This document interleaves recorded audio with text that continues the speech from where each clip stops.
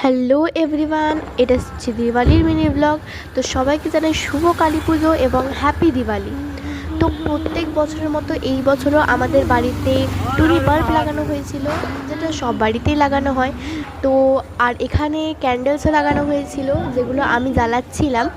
আর এখানে দাদু ক্যান্ডেলগুলোকে এক এক পর বসিয়ে দিয়েছিল, আর আমরা সবাই মিলে করছিলাম, বাজি ফাটাচ্ছিলাম। তো প্রচণ্ড মজা হচ্ছিলো। আর সব থেকে বেশি এক্সাইটেড ছিল আমার বোন বাজি ফাটানোর জন্য, কারণ ও এগুলো করতে খুবই ভালোবাসে। আর এই ডেকোরেটিভ আইটেমসগুলো কিনেছিলাম। কেমন হয়েছে তোমরা বলো, আমার তো খুবই সুন্দর লেগেছে। আর এখানে ক্যান্ডেলগুলোকে বসানোর পর আমি এক এক করে এগুলো জ্বালিয়ে নিচ্ছিলাম।